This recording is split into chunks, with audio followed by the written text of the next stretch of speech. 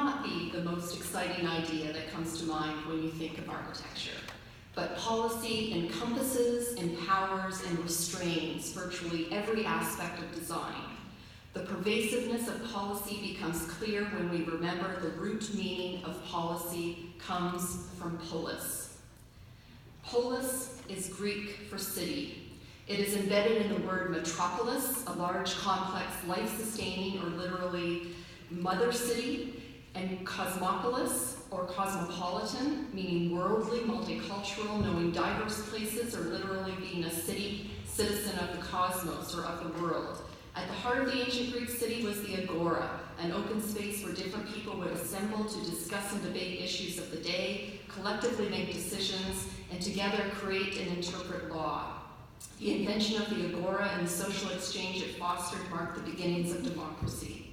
The agora is alive today in our most public spaces, where we conduct daily life and celebrate civic events. Yet the value of polis, policy, and city is not just about places, but people. As Hannah Arendt wrote in The Human Condition, the polis, properly speaking, is not the city in its physical location, it is the organization of people as it arises out of acting and speaking together. The Global Climate Strike is a transformative initiative of the global polis, of world citizens coming together in public spaces to demand better policy for climate justice, social justice, and the future of our shared planet. How can we create a shared conversation around architecture concerning desires of citizens to create more sustainable, equitable, and engaging built environments? In fact, there is already a national conversation underway oriented around creating an architecture policy for Canada. Rise for Architecture is a joint initiative of the Canadian Architectural Licensing Authorities, representing each provincial association, the Royal Architectural Institute of Canada, and the Canadian Council of University Schools of Architecture, with complementary mandates to regulate, advocate, and educate. This trio comprises an informed and influential voice to mobilize policy. Over 30 countries around the world already have adopted policies: Denmark, Finland, Sweden, Norway, the Netherlands, or they're in the process of developing related strategies to incentivize better built environments. Unlike the building code, which sets minimum standards, an architecture policy aims high. It is an aspirational document. Like this example from Australia, policies include compelling case studies and ambitious calls to action intended to inform public debate, influence legislation, and inspire communities to create more meaningful and resilient cities amid the climate crisis, rapid urbanization, threatened heritage, and other 21st century challenges. Some policies aim to renew Indigenous rights and relations, such as New Zealand's recent covenant between the Institute of Architects and Maori design professionals. An architecture policy for Canada could similarly advance the calls to action of the TRC.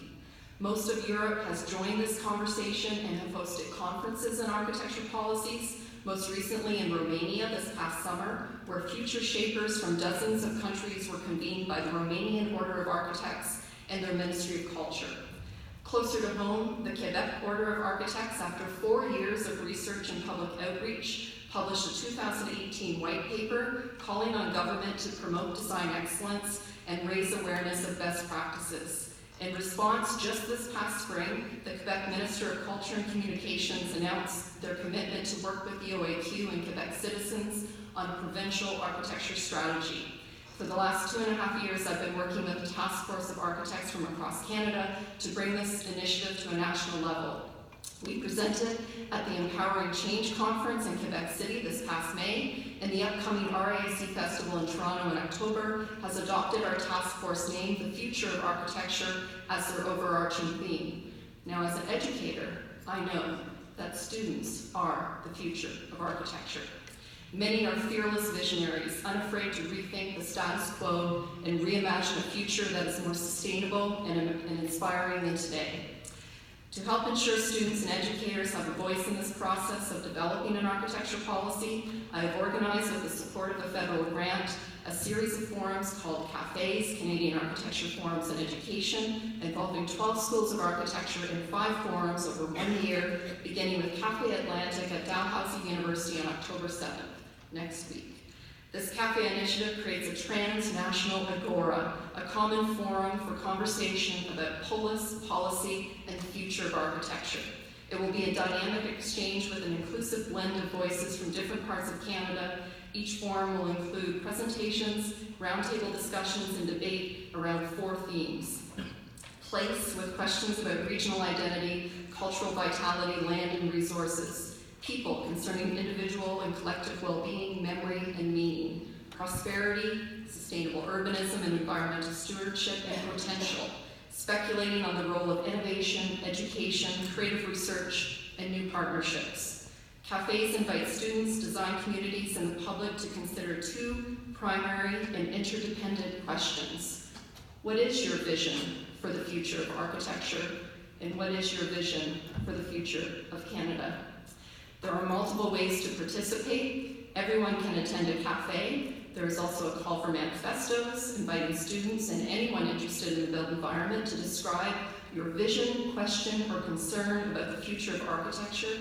There are multiple formats, video, poster, image, and text, multiple deadlines beginning October 15th, and multiple book prizes awarded by an impressive jury. Visit the website architecturecanada.ca, follow on Instagram, Art Canada Cafe, pick up a postcard, and join this national conversation about the role of architectural education and research in shaping Canada's future and building better cities, polis, and policy. Thank you.